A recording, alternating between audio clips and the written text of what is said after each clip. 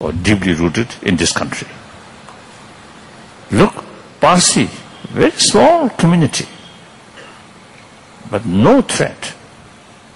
They happily settle and they carry their own 1,000-year-old sort of traditional, spiritual tradition practice. In Bombay, mainly, their community in Bombay, their population less than 100,000. But they not only maintain their own faith, their own tradition, but also they, from their community, they made really significant sort of contribution for national sort of work in military field, like General Manekshaw, Parsi, isn't it? In the economy field, like Tata, I think Parsi community. So very small community, but they happily settle here. So of course, about this billion population, some mischievous people, always possible. But overall, India, I think 1,000 years, the religious harmony kept alive. So this is very, very important. This is really your treasure. Then your sort of what's the ahimsa concept.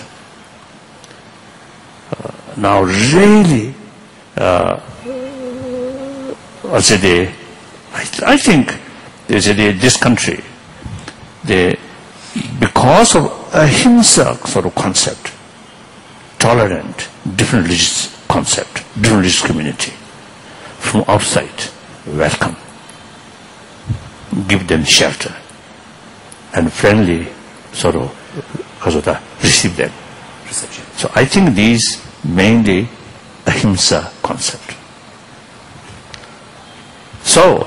So these two things, the ahimsa and the religious harmony, these two things are really India's treasure. So now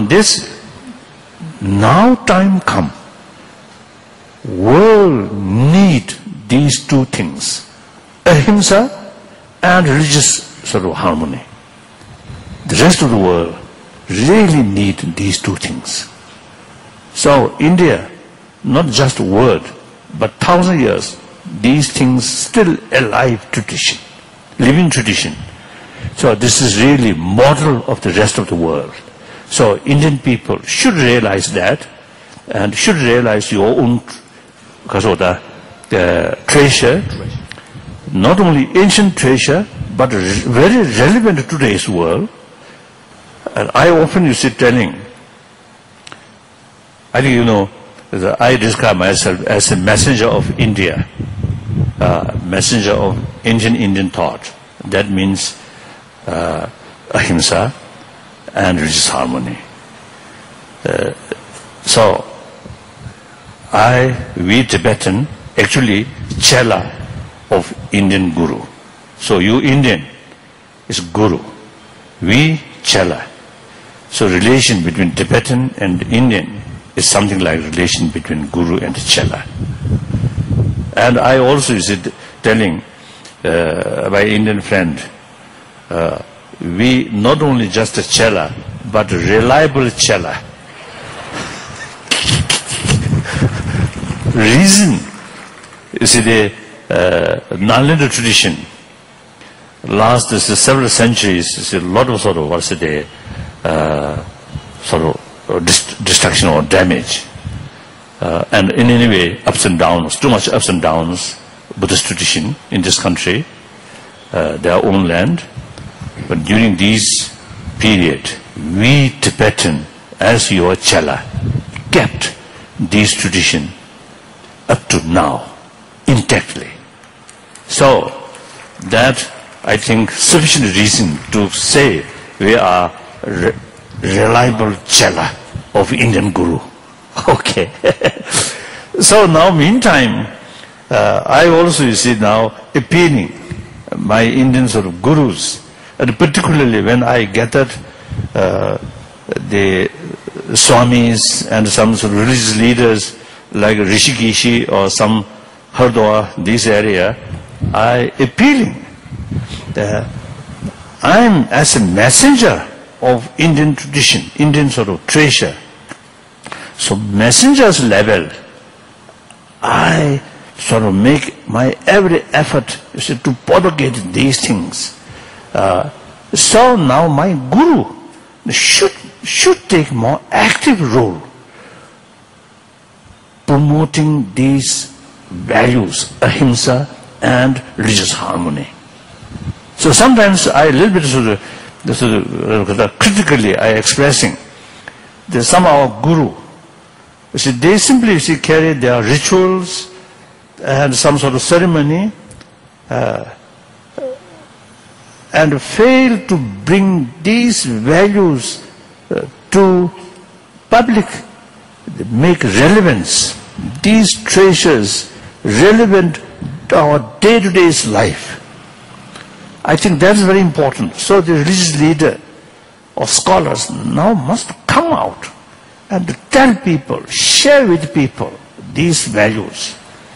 So that, I mean, active sort of work for promotion of these 1,000-year-old tradition or treasure.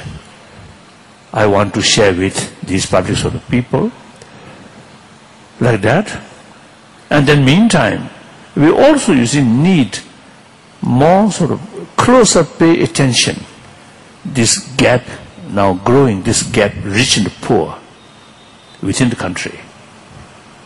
And also the gap between urban area and rural area. I think these are very, very important. Please pay more attention. Make some more effort. And then also like caste system and dowry system and some other sort of outdated sort of part of Indian, you may call Indian culture or Indian sort of also habit. Trends. Trends. Trends. Trends. Oh, I don't know that word. So in any way, you see, they even maybe part of your sort of tradition, but these are outdated. Now must I accept a part of our tradition, but outdated must change. So since we become a refugee, I always make clear that the part of Tibetan culture, there could be two categories. One culture heritage, although part of Tibetan culture, but due to social system or certain sort of certain political or social system. So such sort of habit is outdated. Now, okay, sufficient put in museum. Must be that culture. That the other part of culture, which something really benefit in our day-to-day life, particularly when we're facing some problem. The immense sort of help to maintain our peace of mind and holistic view. Such sort of part of our culture is really worthwhile to preserve and can preserve. Other, we cannot preserve and no use to preserve. So similarly, our Guru's tradition also, I think there are some maybe outdated, some must change. So these change should sort of initiated by spiritual leaders and come out to speak. That I feel important. So that's about my talk. Now some questions. Question through written, also good. And someone, if you want to question directly, also most welcome. If you provide some microphone. First read. Question, yes. So before the question, I would request Arvind Sitaraman and family to come to the backstage, please. Thank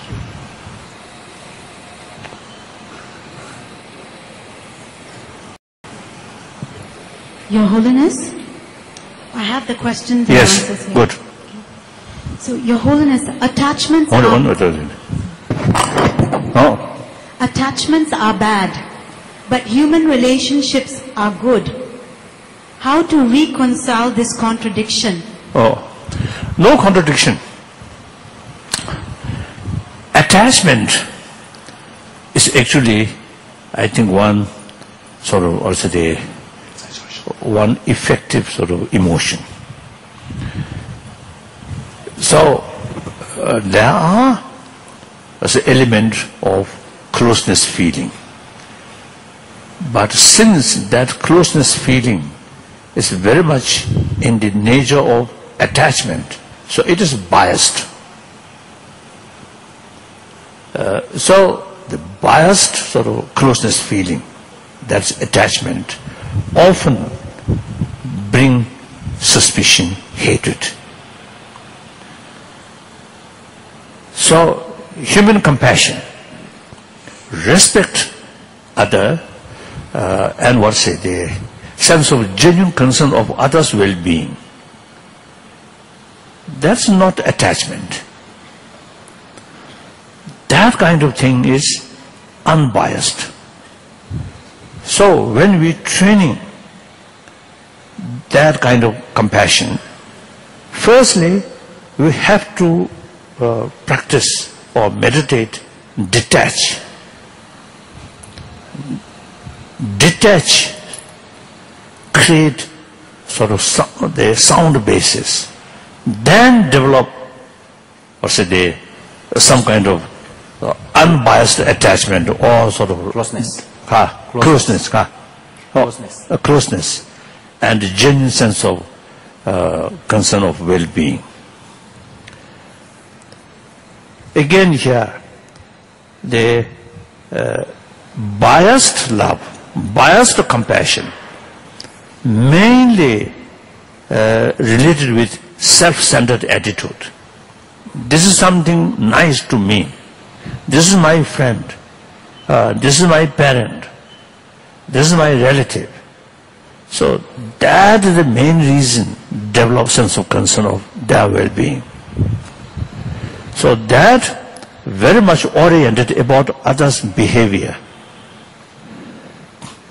So those people who creates uncomfortable for you, you see, there is no basis to develop sense of concern or well-being of them,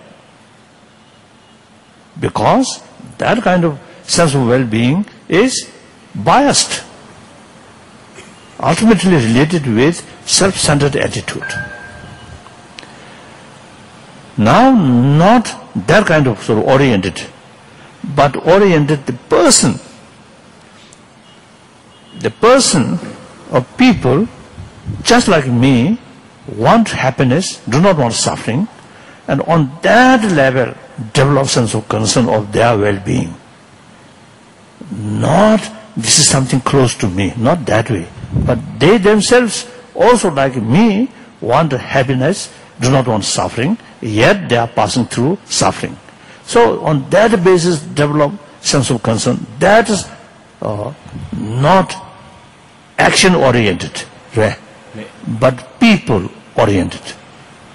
So now here, no differences, your enemy, your friend or neutral people, all same people or same sentient being. So same reason to develop sense of concern of their well-being. So that's unbiased. So attachment and that kind of sort of love actually is different. So contradiction means what? No contradiction. So there is no contradiction there. And then also you see, sometimes you see, people get wrong impression, wrong understanding or misunderstanding. Buddha Dharma, you see, they stress the importance of sort of reduce desire. But there, desire is a different kind of desire. Desire something positive, something good. Desire must be there. Actually, the most important part of Buddhist practice is bodhicitta, infinite altruism. There also, desire is very important element. We must cultivate that kind of desire. So negative desire, biased or short-sighted sort of desire, that must sort of reduce. And then even sort of egoistic sort of attitude. Buddhism stress